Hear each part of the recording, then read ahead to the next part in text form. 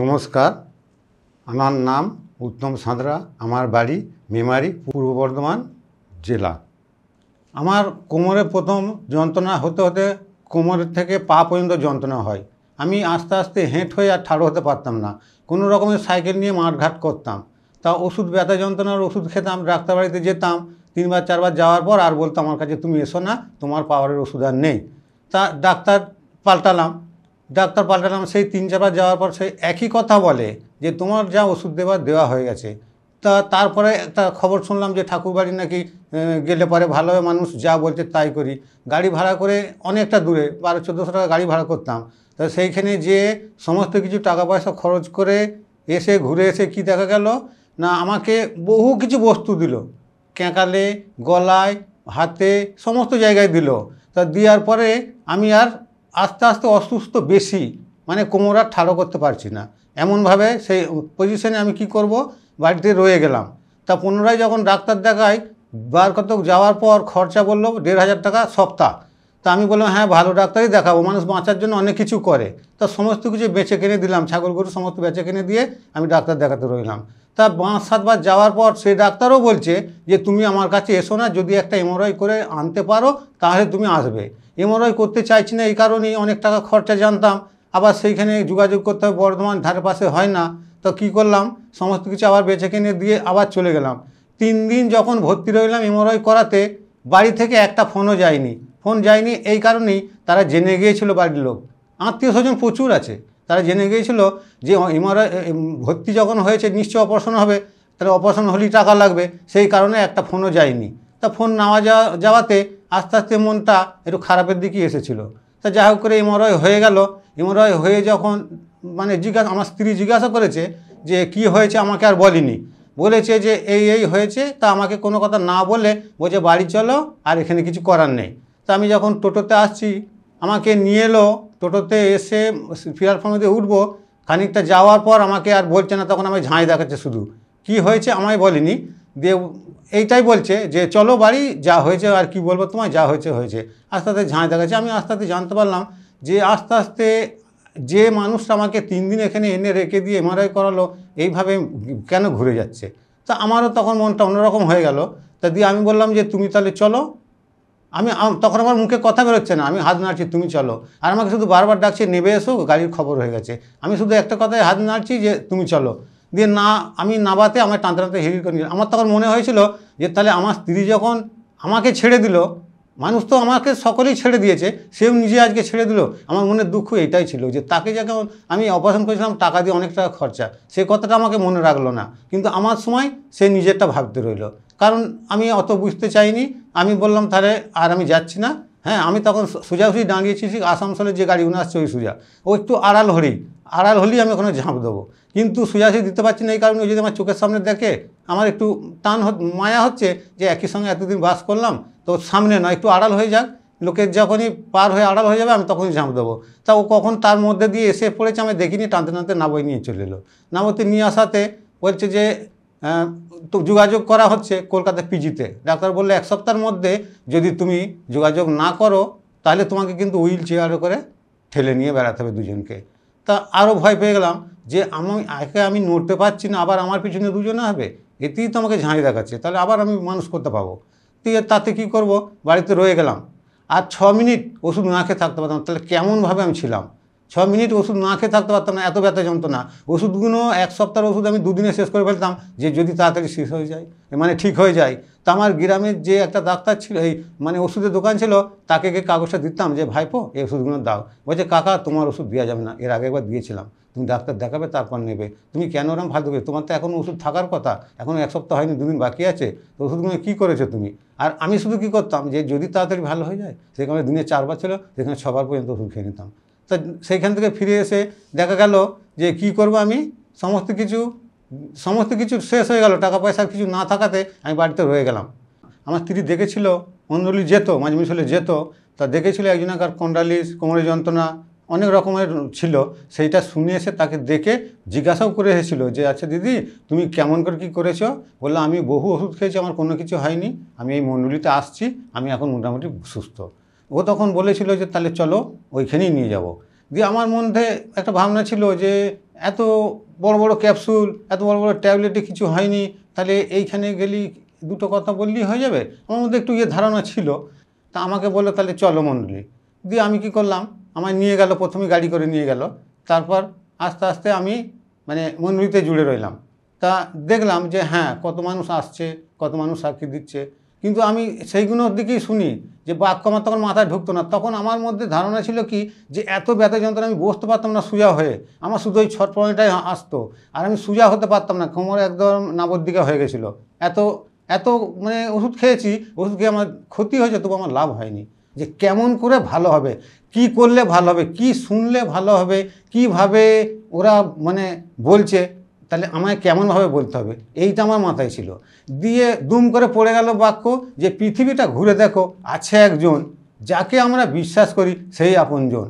আর আমার মাথায় দুম করে ঢুকে গেল কি যে পৃথিবীতে একজন আছে, আর দেশ জুড়ে মণ্ডলী হচ্ছে, তাহলে পিতা কতজনাকে দয়া করবে, তাহলে এতজনকে একজনে দয়া করতে পারে। আমার এই মধ্যে একটা ধারণা এসে গেছিলো। দিয়ে তারপর আস্তে আস্তে দেখছি যে আমি কি জিজ্ঞাসা করবো ওদেরকে, ওরা যে সাক্ষী দিচ্ছে, ওরা তাহলে কখন ডেকেছিল, চান করে ডেকেছিল না না চান করে ডেকেছিল, সকালে ডেকেছিল না সন্ধ্যেবেলা ডেকেছিল, ওরা যে দয়া পেয়ে গেল সাক্ষী দিচ্ছে, ওরা কোন সময় ডেকেছিল, তাহলে ওদেরকে কি আমি জিজ্ঞাসা করব? আমার মধ্যে এমন একটা ধারণা এসেছিল। তা দিয়ে আমি জিজ্ঞাসা করতে পারিনি। কেন না, মণ্ডলীতে যেতাম, ওই ভয় ভয় পাড়ায় লাগতো, কাউকে কিছু বলতে পারতাম না।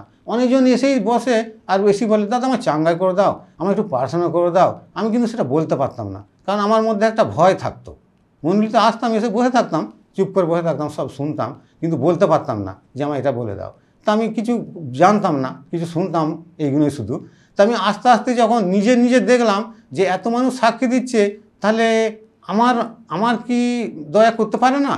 মণ্ডলী ঘুরতে ঘুরতে আস্তে আস্তে যখন দেখছি আরও অনেক কিছু জানা যাচ্ছে, অনেক কিছু জানতে পারলাম যে এইখানে যত রকমের সমস্ত কিছু এইখানে পাওয়া যায়।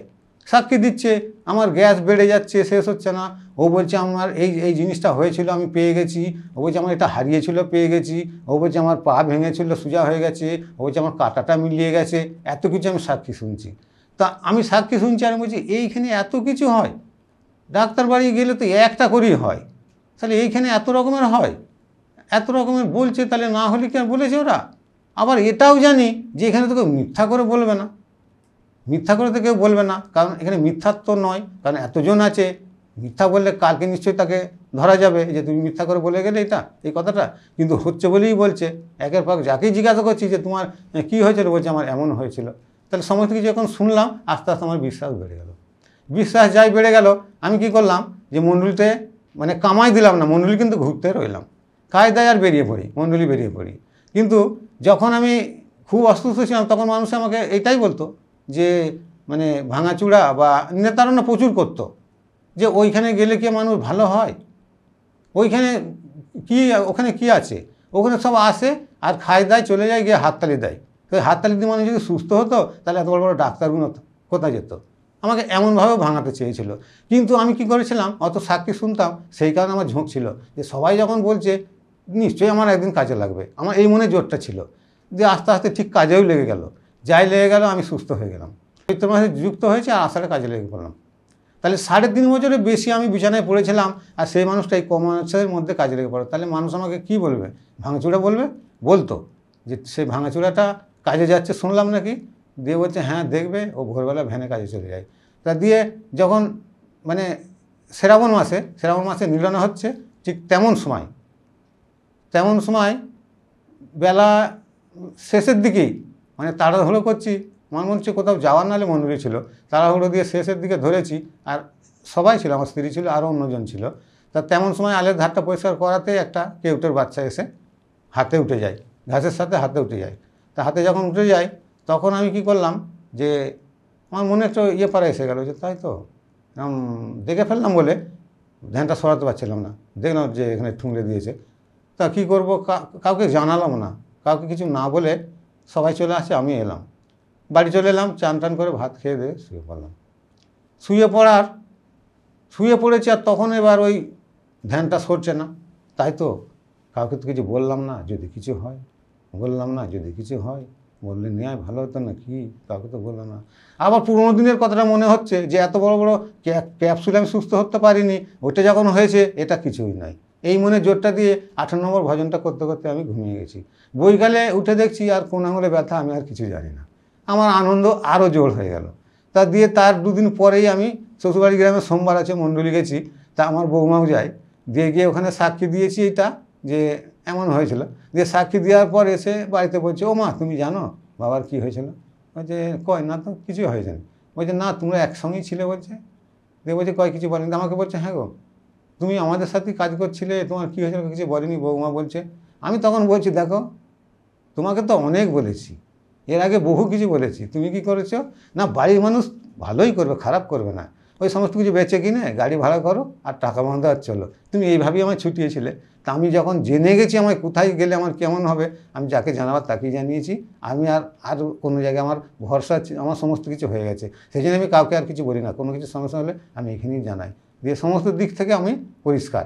তা পরিষ্কার হয়ে যাওয়ার পর মণ্ডলী চলছি, চলতে চলতে চলতে চলতে কিছুদিন পরে একটা জেন্টস ছিল, তখন আলু তোলা হচ্ছে, এই আলু পাতা হচ্ছে, কার্তিক মাসের দিকে যেতে পারিনি। তা যেতে না পারায় বলে ছাগল তুলছি, ছাগল তোলার ঠিক সন্ধ্যের দিকটাতেই ছাগল তুলছে, একটা বিড়ালের বাচ্চা হয়েছে, বেশ ধাড়িটা চড়াম করে কপাট খুলেছে, আর এমন আমাকে থাবড়া মারলো, মানে বেলেটের মতো পায়ে আঁচড়ে দিল। তা এত ধার, প্রচুর জ্বলুনি, সেখানে আমি নাহলে মিনিট 5-6 হেঁট হয়েছিলাম, মানে ঠাড়ো হতে পারলাম না, এত জ্বলুনি, মানে লঙ্কা মাটার মতো জ্বলুনি। তা দিয়ে আমি প্রার্থনা করলাম তখনই, যে হেঁট হয়েই প্রার্থনা করলাম। কিছুক্ষণ পরে আস্তে আস্তে বাড়ি চলে গেলাম, লুঙ্গিটা ছড়িয়ে দিলাম, মানে দাগ হয়ে গেছে লাল, মানে রক্ত হলে। তারপর লুঙ্গিটা ছড়িয়ে দিলাম, কাউকে বলিনি, কাউকে বললাম না। সেটা হচ্ছে শনিবারের জেন্টস যেতে পারিনি দখলপুর, তা ওই কেসটা হলো সন্ধ্যাবেলা। দিয়ে সকালে কাজে যেতে হবে, লুঙ্গি ছড়িয়ে যাচ্ছি, আলু পাতা হচ্ছে, চলে গেলাম। দিয়ে 11টা বাজছে, আমি বললাম যে আমাকে 12:30 বাজলে বলবে তো আজকে। আবার একবার বলছি যে কটা বাজছে বলবো। আমাকে তখন মনিম থেকে আরম্ভ করে বাড়ির স্ত্রী সবাই বলছে কী হয়েছে তোমার আজকে, যে কটা বাজবে করছো, কী হয়েছে বলো না। আমি যে আজকে মণ্ডলী যাবো। বলছি তুমি তো মণ্ডলী তো রোজই যাও, আজকে না গেলে হবে না? বলছি না আজকে আমি যেতেই হবে। দিয়ে বলে ঠিক আছে তোমায় ঠিক টাইমে বলে দেবো। দিয়ে চলে গেলাম, ওখানে গিয়ে সাক্ষী দিচ্ছি যে এরকম আমার বিড়ালে আঁচে দিয়েছিল, আমি প্রার্থনা করেছি, আমার পরিষ্কার। কিন্তু তখনও যে হয়েছে, প্যান পরে মানে চাপা দিয়েছে, কাউকে দেখো না, আমি সাক্ষী না দেওয়া পর্যন্ত কাউকে আমি জানাবো না। তখন মানে পা তুলে দেখছি যে আমার আর দাগ কিছুই নেই। তাহলে আঁচড়ে দেওয়াটা বেলেটের মধ্যে চেঁচে যাওয়া, সেটা এক রাতের মধ্যে পরিষ্কার হয়ে যায়। আমার মধ্যে তখন আরও বিশ্বাস বেড়ে গেল যে এত কিছু শুনছিলাম, যে তাহলে ঠিকই শুনছিলাম, যে সমস্ত কিছু পাওয়া যায় এখানে এসে, তাহলে আমার এটা এক রাতের মধ্যে, যেটা ডাক্তারের যদি মানে 4 দিন 5 দিন ওকে মানে ওষুধ খাইয়ে ওষুধ লাগিয়ে ওটা ছুলা মানে চেঁচে ছেলে করতো ওই ছালুগুলোকে, কিন্তু সেটা আমার এক রাতের মধ্যে পরিষ্কার হয়ে গেছে। আমার বিশ্বাস আরও জোর বেড়ে গেল। আমি ভাঙাচোরার মতো পড়েছিলাম, দিয়ে আমি যখন মণ্ডলীতে এসে সুস্থ হলাম, তখন আস্তে আস্তে মানুষ দেখলো যে এই যে ভাঙাচোরা ছিল, এই ভাঙাচোরাটা আজকে কি করে সোজা হলো। ও তো এখান ওখান সাইকেল নিয়ে যায়, কিন্তু কয় ওষুধের দোকানেও যায় না, আর কোনো রোজাবাড়িও যায় না, তাহলে এই মানুষটা কেমনভাবে সোজা হলো। তা শুনেছি নাকি যে ও দুপুর হলেই বেরিয়ে পড়ে। তা সবাই যে বলে যে মণ্ডলী গেলে সুস্থ হয়, তাহলে কি সেইখানেই হলো? তা তারা অন্য অন্য মানুষের সঙ্গে জানতে চাইতো যে এই মানুষটা কি মণ্ডলীতেই যায় না অন্য কোথাও যায়। কিন্তু আমাকে যারা বলেছিল যে 3 ভাঙাচূড়ার মতো পড়েছিল, কিন্তু পরামর্শ আমাকে এত দয়া করেছে, এত আশীর্বাদ করেছে যে আমি সমস্ত দিক থেকে আমার শক্তি ক্ষমতা বাড়িয়ে দিয়েছে। দিয়ে এত শক্তি দিয়েছে, আমি সবাই একটা করে বীজ নিয়ে যাচ্ছে, আমি 2টো করে নিয়ে যাচ্ছি। তাহলে কত মানে আমাকে দয়া করেছে। তারপর থেকে আমি মণ্ডলী আরও ঘুরতে রইলাম। মণ্ডলী আমার মধ্যে মণ্ডলী আমার মানে যে ঘুরতাম, কোনো সময় এই ভাবনাটা আমার মধ্যে ছিল না যে আজকে আমি সুস্থ আছি, আজকে না গেলেও হবে। এই ভাবনাটা আমার বাড়ি থেকে আনতাম স্ত্রী। বলছে হ্যাঁ গো আজকে রোদ হয়েছে, আজকে যাবে। আমি তখন বলি যে দেখো রোদ হোক জল হোক, সেই দিনটা মনে করো না, সেই যেদিনকে আমাকে নিয়ে গিয়ে ভর্তি করেছিলে, কত বড় বড় মশা খাচ্ছিলো, আমাকে একা খায়নি, তোমাকেও খেয়েছিল, তাহলে সেই দিনটার কথা মনে করো না। তাহলে আমি যাদেরকে বিনা খরচে এখানে ওখানে ছুটে বেড়াচ্ছি, সমস্ত কিছু কাজও করছি, তোমার কাজ ব্যবস্থা করে তারপর তুমি যাচ্ছি। বলছি হ্যাঁ সেটা ঠিকই, তুমি কাজ করে দিয়ে তারপর যাচ্ছ। তাহলে আমার ইচ্ছা আমি ইউথদের কাছে পরমেশ্বর পিতার সুসমাচার প্রচার করতে চাই।